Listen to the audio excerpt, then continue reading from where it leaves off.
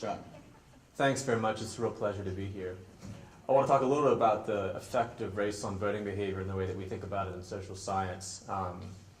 One of the things that's already been mentioned so far is that having Obama as a candidate may affect the actual level of racial favorability or unfavorability that people feel towards African Americans, and that's something that Seth can talk about. I want to focus not so much on whether people's feelings towards African Americans change, but how they use those feelings and how those feelings factor into the decisions that they make about voting and about public policy. When Donna Brazile spoke, she talked somewhat skeptically, perhaps, about the idea that we've entered a post-racial America as a consequence of Obama's election, and the social science that I'm going to describe really dovetails with that. What has happened since Obama first ran for president in 2008 is that people's feelings about blacks have become salient and powerful predictors of their attitudes towards a host of things. This began in 2008. Whether you support a Barack Obama as a candidate in the primary or as a candidate in the general election was strongly related to how you felt about black people generally. And that's taking account of the other things that Donna Brazile mentioned that are sometimes linked with race, party, ideology. So we're taking account of all these other things, and yet race is still mattering. Racial attitudes are still mattering on top of that. And this wasn't true, by the way, when you looked at people's attitudes towards, let's say, a hypothetical match between Hillary Clinton and John McCain, or the match between Hillary Clinton and John Edwards. Right? Race wasn't important there. It only became important when Barack Obama was introduced into the question. And a variety of studies confirm this using different ways of measuring people's racial attitudes, from different kinds of measures and surveys, measures that are fairly explicit, measures that are actually somewhat unobtrusive. There is a study that's gotten a reasonable amount of publicity that looks at Google search activity and the extent to which different areas of the country search for racist terminology on Google, using that as a measure of racism in that area and then correlating that measure with voting behavior. After the 2008 election, once Barack Obama took office, then what has transpired is that people's attitudes towards blacks as a group have spilled over into their attitudes towards a bunch of other things, which are actually not really explicitly about race at all. The political scientist Michael Tesler has shown that you can predict attitudes towards healthcare reform, attitudes towards the stimulus, attitudes towards same-sex marriage, and attitudes toward Bo Obama, the dog of the Obamas, with people's attitudes towards blacks as a group. Now, again, attitudes towards blacks here are one ingredient in the decisions that people are making about policy. They're not the only ingredient. And what I'm describing here, as I was describing in the 2008 election, is a tendency for people who have less favorable attitudes towards blacks to oppose things that Barack Obama supports. And people who have more favorable attitudes towards blacks are somewhat more likely to support things that Barack Obama supports. So it's a tendency here. It's not an ironclad, deterministic relationship. About the president's dog, this is kind of fun and sad at the same time. This was a study in which Michael Tesler showed people a picture of a black Portuguese water dog, which is the kind of breed that the Obamas have. In the survey, half of people were told this is Bo Obama, Barack Obama's dog, and the other half were told this is Splash, Ted Kennedy's dog. And the nice thing about the experiment is they both had the same kind of dog. Ted Kennedy was the one who suggested this breed to Barack Obama when he promised his daughters that they would get a dog after he was gone so much during the 2008 presidential campaign. And one of the daughters, I can't remember which, has allergies, and Portuguese water dogs are hypoallergenic, so it's great. Okay, so here's the study, okay, half C, it's Ted Kennedy's dog, half C, it's Barack Obama's dog. If it was told to you that it was Barack Obama's dog, whether you liked the dog was much more strongly related to whether you liked black people than if you were told it's Ted Kennedy's dog.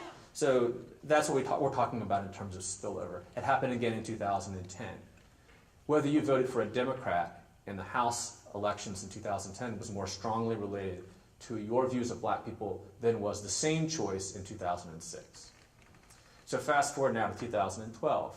Some of the research that I'm conducting with Lynn Vavrick for the book that Bob mentioned shows the exact same finding. Again, racial attitudes matter. They matter over and above other political attitudes in terms of whether you'll support Barack Obama, and at a level roughly comparable to that in 2008. The Harvard economics student who's done this paper using Google search activity has also updated his findings for the 2012 election and finds, again, a similar relationship between Google search activity for racist terminology and people's voting behavior. So this hasn't gone away. It hasn't really gotten any less salient to voters. The question then becomes, what does all this add up to? You know, is Barack Obama losing votes, gaining votes? How do we net out the advantage or disadvantage he has because of his race? All of the studies that I've looked at and referred to come up with an estimate somewhere between 2 and 5 percentage points, meaning he has probably lost 2 to 5 percentage points of the popular vote as a consequence of racial attitudes. And that kind of calculation is typically done by taking people's racial attitudes, you know, the spectrum where you can put all these people, and then you start moving people around hypothetically. Like say, okay, what if all the people who had sort of unfavorable attitudes now had favorable attitudes? Or what if we took everyone that had a favorable attitude or an unfavorable attitude and moved them to the neutral point? Just different ways of experimenting with society in some sense. So when we talk about 2 to 5 percentage points, you're talking about a hypothetical that we really can't answer. So the thing I want to end on then is a caveat about thinking about this hypothetical. So I've described to you how we might come up with a particular hypothetical, but another hypothetical we could ask is not so much whether society was less racist or more racist or what have you, but whether you replaced Barack Obama with a white candidate. And that's a very hard alternative to simulate. Which white candidate? What is this person like? What does this person bring to the table? When my co-author looked at data in 2008, one of the interesting things that she found was that Hillary Clinton would not have done much better than Barack Obama against John McCain, at least in terms of what they could simulate based on the data that they gathered early in 2008, when a Hillary Clinton versus John McCain matchup was a potential reality, and so people were asking survey questions about it. John Edwards might have done a little bit better than Barack Obama did. But again, the hypothetical is still, I think, elusive. A white candidate is going to bring other things to the table that might end up keeping their vote roughly comparable to what Obama got. In other words, I would caution taking finding like, he lost 2 to 5 percentage points and assuming that if not for race, Barack Obama would have won 57 or 58% of the popular vote in 2008 or 2012. So I don't want to go that far. But leaving aside the challenges of ascertaining this hypothetical, all of the research that I've described and some of what I've participated in suggests that race continues to be a major influence on how people think about the president and about the things that the president supports. Thank you, John. Seth? Thanks. So, as John just amply discussed, the question of whether racial prejudice influenced the votes and policy views of white Americans during the 2012 campaign is obviously very important. But given the historic nature of the Obama presidency, we also, of course, want to know whether the Obama campaign and his time in office so far has itself helped to change whites' racial attitudes. Now, I don't have, unfortunately, any conclusions from the 2012 campaign I can share yet, but if the 2008 campaign is any indication, it may very well have done so. Now, in my own research, I found that during the 2008 campaign, long before Obama's election, white racial prejudice declined significantly based on the measures I used. And so this is coming from a panel survey that we conducted where we followed the same people throughout the 2008 campaign, interviewed them 3 times, and we asked them to rate their own whiting group and then also African Americans on 3 scales ranging from hardworking to lazy, trustworthy to untrustworthy, and intelligent to unintelligent. So capturing some core aspects of white racial attitudes. And then, as you can see on the screen there, so what we also did was we randomized the date of interview within each wave, and this allows us to get these daily samples of people's attitudes, and we can see that during the campaign, prejudice based on this kind of measure declined gradually, just as you'd expect if the campaign had something to do with it as the intensity of exposure was increasing over time. And I would also note that how we think about the size of these kinds of effects depends on how you look at it. So statistically, we're not talking about a massive effect. But if we're thinking in terms of what we generally expect about the stability of people's racial attitudes, how much change usually happens, say, during a handful of months, by that measure over the last 20 years, this is a pretty big change, since usually attitudes don't shift that much in such a short period of time. Now, a key question that usually comes up, and which makes a lot of sense, is wondering whether this is really a true shift in people's personal beliefs. Is this a real change of heart, or is this a change in how people want to be perceived? Are people becoming increasingly afraid of looking racist without changing their actual attitudes? Now, in the study, go through a lot of different ways of trying to dispel that this is what's happening during the 2008 campaign, but perhaps the most convincing is just looking at the graph, where you can see that although prejudice is declining during the campaign, at no point are we finding that, or I should say at every point in the campaign, we're finding that whites are rating their own group more positively than black Americans. So there's suggests that there's little aversion to answering in a way that suggests prejudice is what's going on. So when it comes to explaining the decline, the theory underlying it is that exposure to media portrayals of African Americans and other groups that counter stereotypes can reduce prejudice in a way similar to face-to-face intergroup contact. And the way that we think this works psychologically from past research is that people's views about a group are based largely on which individual group members most easily come to mind. So which individuals, which exemplars are at the top of mind when they're asked in a survey for their attitudes. And what this means is that there's an opportunity for influence. So short-term and even especially recent exposure to individuals from a different group alters which group members are at the top of mind and then can change attitudes. And this is what we think happened during the 2008 campaign, because we had this very rare instance where white Americans were massively, I mean, it's almost hard to find a right word because of the hugeness of exposure brought about by primarily Barack Obama, but also his family, leading to this very clear and undeniable and unusual positive shift in the balance of black exemplars in mass media. Wall-to-wall coverage of Obama and his family, as one radio announcer described them, looking like they were out of central casting, overwhelmed what are typically described as negative portrayals of blacks in the news.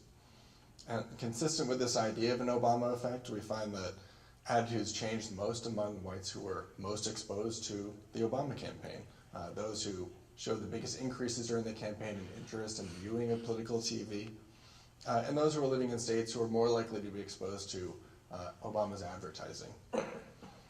Now, another question, though, might be to wonder, well, yes, maybe there's this decline, but is it still just politics as usual? Did this decline mostly just happen among Obama's natural supporters, or did it actually reach those who, say, might need it the most?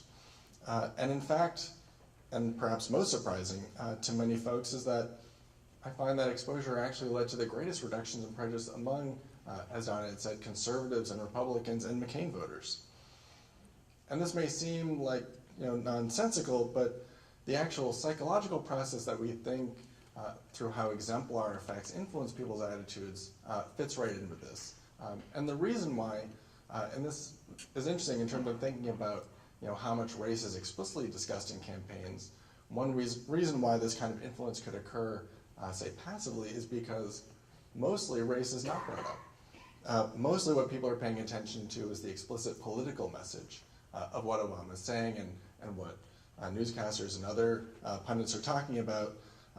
But even as that's happening, Obama and his family continue to implicitly refute negative stereotypes. How am I doing on time? A minute and a half. Okay. So we have this interesting effect where we have this decline even among conservatives, but then there's another question, right? Is this effect long-lasting, or is this just kind of a bump and things will return to what we would usually expect?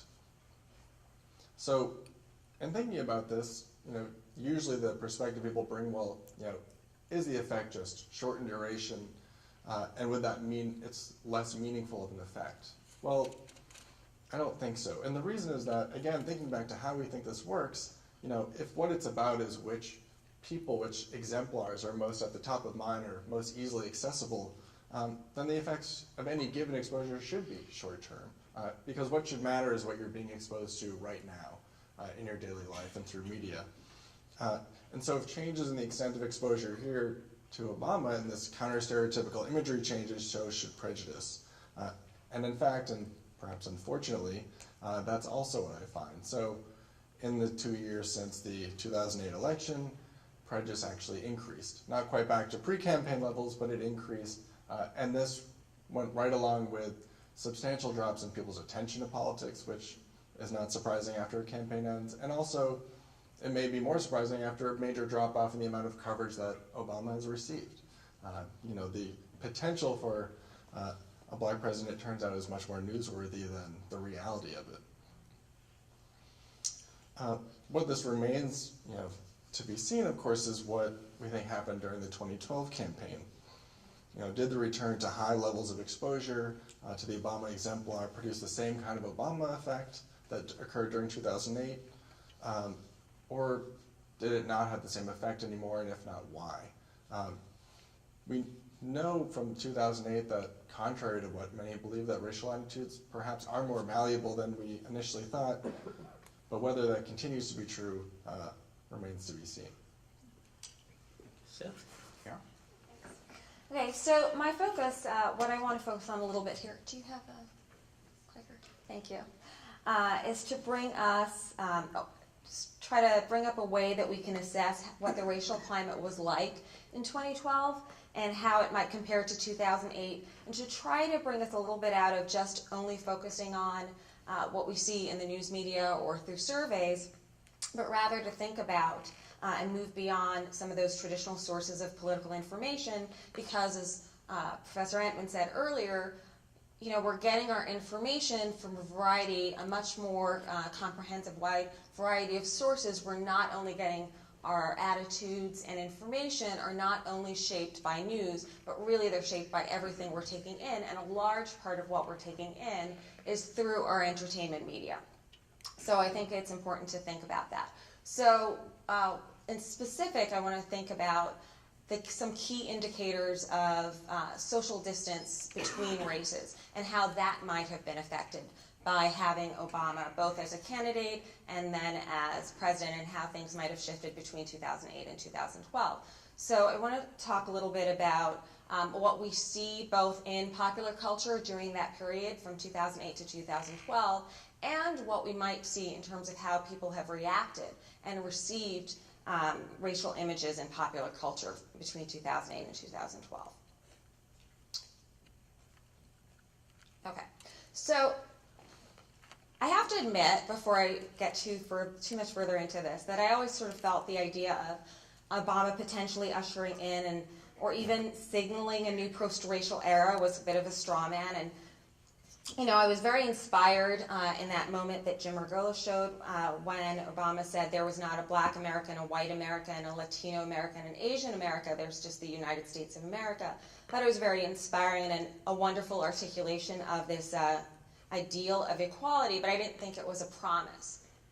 I do think, however, that what we might have gotten in 2008 and might be continuing is that we might be at what I would call an inflection point. And Lawrence Bobo talks about certain inflection points in terms of our racial history. And I have up here a screenshot from 1967 from the movie In the Heat of the Night, because I think that I'd like to compare 2008 just a little bit to 1967, which I think was a previous real inflection point, both in terms of our racial reality and in terms of our popular culture, and that change in race and how much we were thinking about race was really closely tied in together. So we had in June 1967 the Supreme Court deciding Loving versus Virginia, which basically said that laws outlawing interracial marriage were unconstitutional. So that was a really big moment in racial history.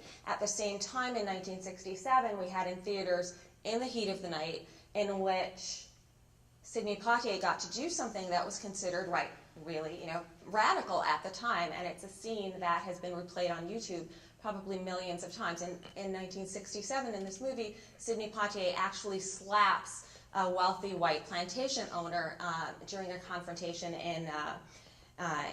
at the plantation owner's house. And this becomes a really memorable moment. And again, I think sort of a momentous moment in terms of what it meant in terms of race that you could depict in a mainstream film, this act of defiance in which a black man was slapping a wealthy white man in the South. Also in 1967, we also had Guess Who's Coming to Dinner, in which the same actor, Sidney Poitier, played someone who was engaged to a wealthy young white woman. So here you have Sidney Poitier doing these things in 1967 that seemed kind of radical and seemed to reflect some sort of turning point in terms of our race, in terms of race in America. The last example is Hair, which was actually off-Broadway in 1967, and in that play you had a whole chorus of white girls talking about black boys as being delicious. And this is 1967, when we were barely out of, just getting to the era of, is it even legal for certain couples to exist? And yet we're seeing in our culture sort of a harbinger of things to come. So I want to propose the idea that we're sort of seeing, not at the same level, but maybe a little bit of another racial inflection point in our culture in the period between 2008 and 2012. And everyone has sort of mentioned, a lot of us are fans, some of us less so, of this television show Scandal, which depicts, in which Kerry Washington plays a woman who has a great deal of power. She's the first black woman to be a lead since the 1970s on a mainstream national network. And that seems like a momentous point as well. And she also happens to be having an affair with the President of the United States. So that's somewhat notable. Excuse me, with the white President of the United States, not with an African-American president. So not with an Obama-like figure.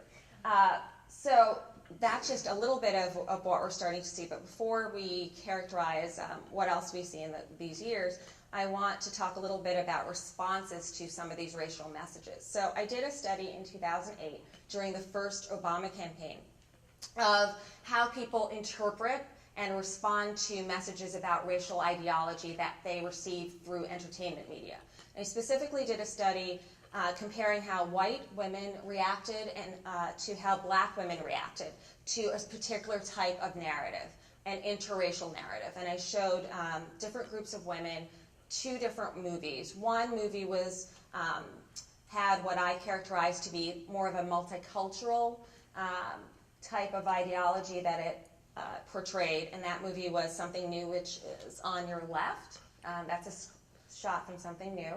And on the right is a shot from a movie called Zebrahead that is less well known. That's an independent movie that I thought really sort of portrayed more of what I would characterize as a separatist or conflict-oriented message, in which race is something that the racial conflict is constant and abiding and not something that we're necessarily going to be able to get over.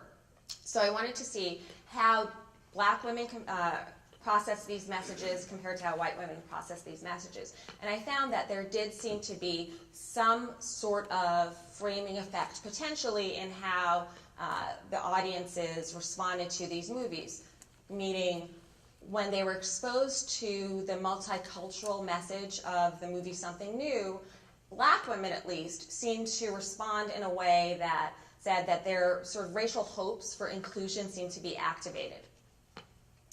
On the other hand, when they were watching the movie that was more about racial separatism and depicted a great deal of conflict, that really seemed to activate racial fears and concerns about racial discrimination and racial separation being ongoing, and that these problems are really intractable. So there did seem to be somewhat of a framing effect in terms of the discussions after these movies compared to the discussions before these movies. White women, on the other hand, had really different responses to these movies. They were less engaged. They didn't really identify with the characters. And both films seemed to sort of inflame existing racial predispositions, which included a lot of concerns about racial grievance. They sort of latched on in a way to some of the racial conflict that was depicted as proof that really some of the worst problems that we're facing in America have to do with black racism, and that whites really are at a disadvantage very much in terms of being able to confront and talk about issues of race in America. So these are some of the things that I found in 2008.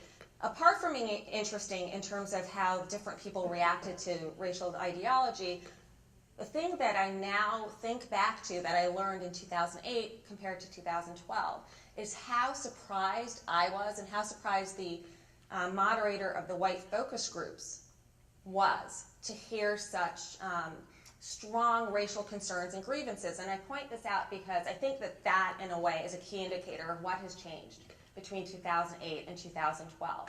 With Barack Obama constantly in the news, I think our sense that there's a lot of racial grievance still left in America is much more clear. Back in 2007 to 2008, and even looking back to 2004 when Barack Obama said there wasn't a black America and a white America, there's just the United States of America.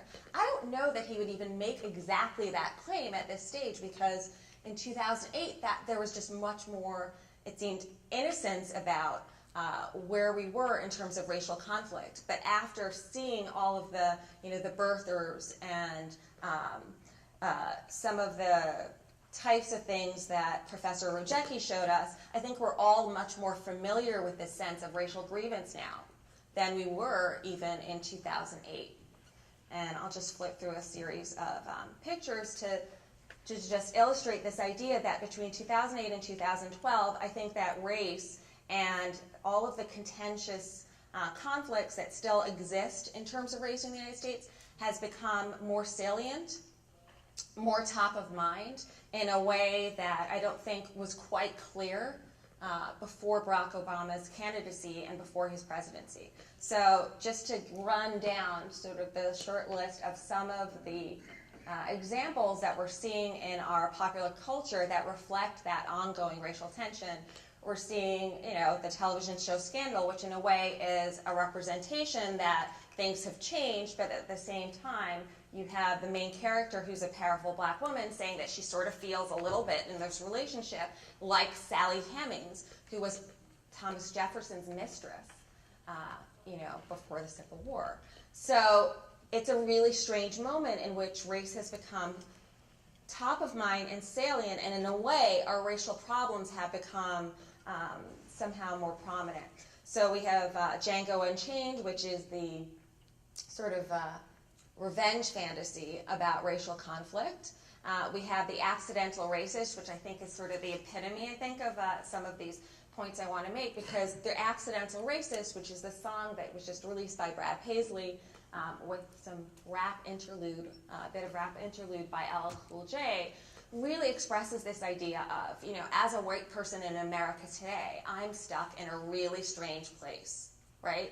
He's just a white man in the Southland, and he doesn't mean any offense by wearing the Leonard Skinner shirt that has the Confederate flag on it, and that, just reiterating this idea that whites are in this really uncomfortable and strange place. And I'm sure you're familiar with a lot of these, but we have The Good Wife, we have Sons of Anarchy, and last but not least, not to run through all of them, we have the NPR blog Code Switch, and a series on NPR that now, we've realized so much that race has become not irrelevant, but, sort of more of part of our daily life, of what's top of mind, that NPR has devoted an entire race beat, an entire beat now to this, where they have a blog that the entire focus now, and a series on radio, the entire focus is on the role of race in our culture today. So, Okay. Thank you, Carole. Tom? I unfortunately am the technologically backward person here and only can talk. I agree also that there is a tipping point that's occurred, different from what was just described, but not in conflict with it. I think that if you look at the 2012 election and 2008 before it, well, especially 2012, you see the tipping point taking place in the case of the culture war pretty clearly, with gay marriage becoming basically a positive. And you could not conceivably have a repetition now, I think, of the 2004 presidential campaign when George Bush ran on gay marriage and used it as a winning issue, actually, to gain votes. If anything, Barack Obama gained votes and he gained money, and it was, and Mitt Romney ran away from the issue. And they would not have run away if they had thought there was anything to gain from taking it on. Marijuana is now becoming accepted. All those issues are basically have flipped to some extent and are no longer liabilities to the left. If anything, they're now liabilities to the right. Something similar, and this is really some thoughts that I came up listening to Donna and others during this session, is taking place on race. You go back to 1988, Willie Horton was a profound and effective tool for George H.W. Bush in winning over white, working class, non-college voters, and probably a lot of white college educated voters. In this election, in 2012, Romney tried the welfare ad and was certainly experimenting with it, but I don't think it sold. What's happened is that those kinds of appeal, part of it has to do with Obama and his character, but that those do not work as effective tools to build the conservative side in the way that it used to be. The other key element in this is that the proportion of the electorate made up of white working class voters, and they were the key target of these kinds of ads, has declined steadily. There are fewer and fewer white working class voters. White working class voters were the crucial linchpin of the rise of conservatism in the 1970s, 80s, and 90s. If you look at the margins that Republicans won by, and on the off years when they might not do so well, the white working class was a critical lever in putting the conservative movement over the top. But now they have steadily declined. Blacks are growing slowly, but they're growing. Hispanics are growing very fast. Single women of all races are growing fast, and single voters, men and women, are growing. People are not getting married. So these demographic changes change the calculus of a campaign. And now I'm not speaking in moral terms. It's purely a political calculation. And on that score, Donna put it quite well when she said some of what may be seen as racist is actually a realistic response to the electorate, is the way she described it. It's a realistic calculation that this is a way to win, i.e. to appeal to what is clearly a racist theme. But it's done as a political calculation. In this election, Romney, as I say, experimented with this, and then he dropped it. I can assure you that if they thought they could win, they would have used those tools. They used many other tools. This was not a campaign of high integrity by any standard. And Romney wanted very much to win this election, and the people behind him wanted very much to win this election.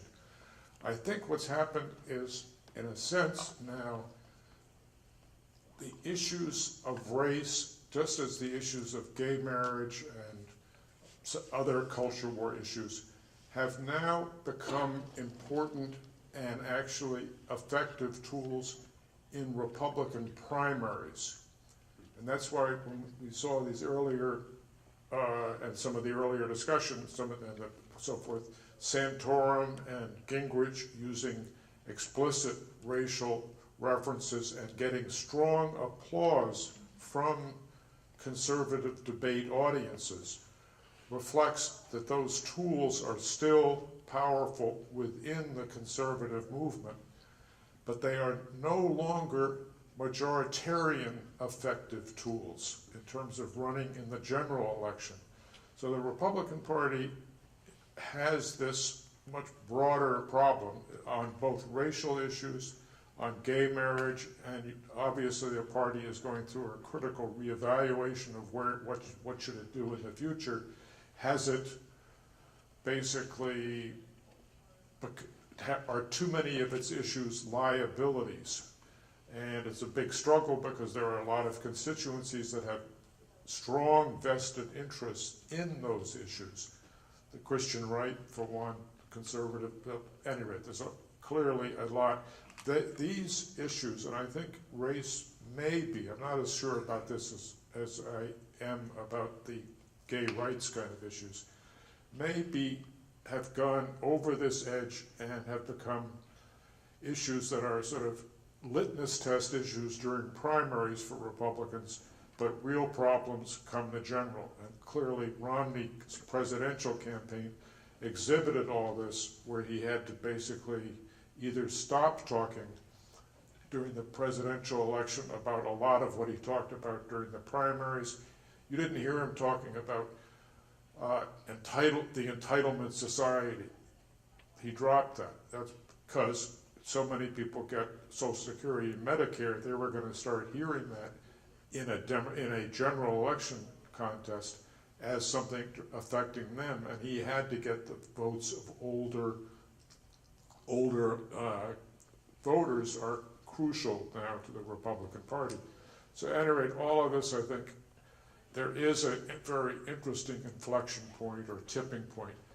And for the moment, I think it's working to the advantage, clearly, of the Democratic Party. How long that will last, I don't know. And clearly, I think it's working to the disadvantage of the Republican Party. And their adjustment is going to be the big story. And one of the big stories, and the platform fight at the Republican convention of 2016 will probably be an exceptionally newsworthy event, where all these issues, because the platform is where all these social conservatives, on immigration, the advocates for the hard line or hard right positions are strongest in the platform committee of the Republican Party. And at the same time, you have the Republican National Committee chairman seeking to push the party to the left, and that's going to be a battle royale, I think. And I hope I'm still around so I can cover that. Thank you, Tom. I'd like to ask people to be thinking of questions. I'll start off myself asking a couple. One has to do with the idea of Obama as an exemplar who served to stimulate positive change in racial attitudes. It seems like the theme in the panel is there's Obama as exemplar, and there's also demographic change, and the two taken together points toward a happier future of race relations, perhaps. When it comes to the exemplar part, we haven't talked about the impact of Obama on black people, on black people's attitudes, particularly on black young men. One of the great benefits we were told of having Obama as president would be that there'd be a positive role model and so on for males and females, younger people among blacks. Do we know anything in a scholarly way about attitudes among black Americans in the wake of Obama? Or have I transcended the expertise of this particular panel? Well, there is some research trying to look at whether Obama may have helped to kind of reduce this kind of notion of stereotype threat. So the extent to which just knowing that there are these negative stereotypes about your group out there makes you perform less well in those stereotypical activities. So, simply priming race leads to lower test scores, that sort of thing. There have been some conflicting studies. but I don't think any of them had looked at kind of the simple idea that Obama doing well, at least during the 2008 campaign in particular, in and of itself, kind of winning the nomination, for instance, just that fact, that huge fact, itself kind of altering African Americans' perceptions. And so in my own kind of preliminary research, I also looked at change in African Americans' attitudes towards whites, right? Because intergroup relations, often the focus is just on the majority's views, but of course it's a two-way street. And interestingly, the decline in racial prejudice was much larger among blacks towards whites. And this makes some sense in light of perceiving that treatment against your group is becoming more positive, and that giving you perhaps a more positive view of the other group, but in this case of whites. So I think there is some good potential for that. That's really interesting. I'd like to add that Michelle Yes. Obama is another really important exemplar as well. And I think that she's been really a prominent one that gets both a lot of attention, and I do think that she has the potential to change the way African American women are perceived in America also. And I think that people have a sense that that is happening, and the way, and also change the way that young black women see their place within American society. I think there's one question that we have to ask about going forward, and it's the extent to which any of this persists when Barack Obama finishes his term in 2016, is replaced presumably by a non-black president of some kind. One of the challenges that the Democratic Party faces is maintaining a coalition that may be to some extent a creature of demographics, but is also to some extent a creature of an individual.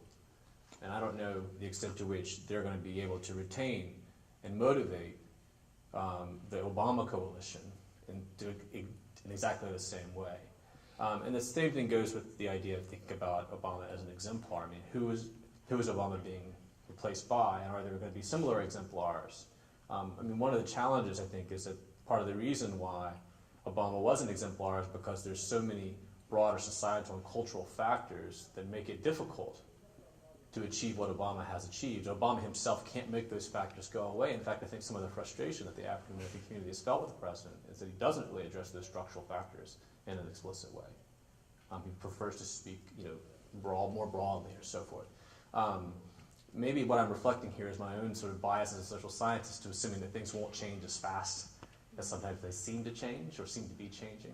But I think it's a real open question, not just for party politics, but for sort of culture and society, the extent to which we think about, the extent to which people's attitudes persist after Obama's gone, or to the extent to which we kind of return to a sort of a status quo. Yeah, I think that if I can add one more comment, that persistence question is a really good one. And I don't want to give the impression that I think, there are these positive effects and then poof, problem solved. In fact, kind of to me, the bigger lesson of if there is this Obama effect is the broader one that, the exemplars people are exposed to right now at any given moment are the ones that matter. So if, Obama leaves office and everything, say, reverts back and people are seeing news portrayals that highlight and talk about race in relation to crime and welfare and all these sorts of things, then attitudes should go back and prejudice should rise, and these negative kind of complications should come back because the nature of what people are being exposed to would have changed. And so I think that's kind of the broader effect. And does that imply that it's conceivable in 2016 that there'll actually be, assuming there's a white person, a candidate who's roughly as liberal as Obama, that person actually might ironically be more vulnerable to race baiting? Because, you can't say this is a black candidate. You're just talking about issues. I don't think we've passed the point where race baiting is off the table as a campaign tactic. I think it's been hard to accomplish that, and neither John McCain nor Mitt Romney wanted to embrace that wholeheartedly. I agree with what Jim Margolis said earlier. But the ads that he played in the material that Andrew brought forth from the dark sort of space of social media and communication just suggests to me that I'm not willing to, I don't think that we're the same as we were in 1988 when the Willie Horton ad was aired or anything like that. But it just strikes me that we're not yet at the point where I think that we can say, oh, you can't talk about that stuff anymore. That stuff just is always going to backfire. You know, it's going to depend on the race, on the election, on the candidates, on the particular moment in time. So, I mean, again, count me as sort of saying, I think progress has been made on many fronts in all of these kinds of domains, but you know, there's still further progress to be made. I think you also, they'll have to see Obama as playing a crucial role in the creation of what Stan Greenberg describes as the rising American electorate, or what you could call, for him, the Obama electorate. The constituencies in the Obama electorate of all races all tend to be very supportive of a larger, more activist government. They are a liberal coalition in a very broad sense. And a lot of them want more services. Single women in particular want a much stronger safety net. Blacks and Hispanics tend to share that view. Young people want much more kind of intervention in the economy that's going to help provide jobs. In a sense, Mitt Romney's fears about this 47% are founded. I mean, there is a coalition developing, or sort of a restoration of a liberal coalition, different from what the FDR coalition was, but it is a liberal coalition. The demographics are on its side. It gains about 2 points every 4 years numerically. How well that's, but I agree, the circumstances, as John notes, can change, and we just don't know what the future, we can't predict really, but the trend line is pretty favorable at this moment for a growing and stronger liberal coalition approaching majoritarian status. The only thing I'd point out in reaction to that, and I've said this publicly several times, but it never gets much traction. Public opinion under Obama has become more conservative, not more liberal. Now, same-sex marriage and marijuana legalization are two exceptions to that. But if you just measure, and this is a political scientist at Chapel Hill named Jim Stimson, who takes like hundreds of survey questions that basically get at one question, which is, should we have more government or less government in terms of intervention in the economy, government activism programs and stuff like that, and combines them into an overall measure of liberalism or conservatism. He's been tracking that since the late 1950s. And what that measure always does is move in the opposite direction as the president's administration is moving. So Ronald Reagan, you may be surprised to know, ushered in a grand era of American liberalism in public opinion, because the Reagan administration was, in some sense, too conservative, and the public reacted against it. And then the public reacted the opposite direction when Bill Clinton took office, and they reacted the opposite direction when George Bush took office, and they've done the same thing again. So if you look at public opinion in this fairly, sort of from sort of 30,000 feet way, it really isn't more liberal. And in some extent, the conservative sort of shift in public opinion is embodied, I think, in some of the skepticism that you see about Obamacare, in terms of the backlash that the Democratic Party experienced in the midterm election in 2010. That wasn't just about, well, some voters didn't show up in 2010 that showed up in 2008 and 2012. I think it was in part about people's minds changing and a reaction to that. Now, that doesn't mean that my sort of social scientific take on the data is what politicians perceive. And so what Tom is describing could easily be true if Republicans think, right, that this is what they need to do to win, or Republicans think that the ascendant coalition is a liberal coalition. And you might see the party respond to that in certain ways on same-sex marriage or on immigration reform or what have you. But I've been fairly cautious about sort of drawing any broader conclusions from the Obama victory in 2012 about the nature of sort of America as being a liberal country and so forth. I mean, in 2004 we had the same conversation and we had the exact opposite conclusion.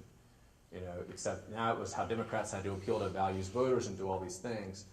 And I see that pattern repeat itself after every election. So there are some secular things changing in the country. But I'm not quite sure we're at the point where I want to think about the country is sort of shifting in a liberal direction more broadly, and therefore that the Republican Party has to be liberal in order to be successful or to win. Well, we'll get to the question. I just wanted to remind us that we were also talking about a media ecology that includes all of this entertainment to which people are exposed. And the one, seems to me, fairly clear example is the acceptance of gays. It's really changed a lot in the last 15 or 20 years. And there's two big factors. One is more gays come out. People realize Uncle Harry is gay and so on, so I can't be the kind of prejudiced person perhaps I was. I have to rethink this. But the other is entertainment media, which provided all kinds of sympathetic treatments of gay relationships, gay people relating to straight people, et cetera, et cetera. So I want to ask Carole if how she thinks trends in entertainment might bolster the liberal movement of public opinion, at least in the area of race. It's interesting. The one show that I think seems to be leaning more in that direction, I think there was much more of sort of not a consensus, but much more material to go with in terms of positive depictions of gays over the 90s, a period of great change in terms of public opinion with regard to gay rights, right?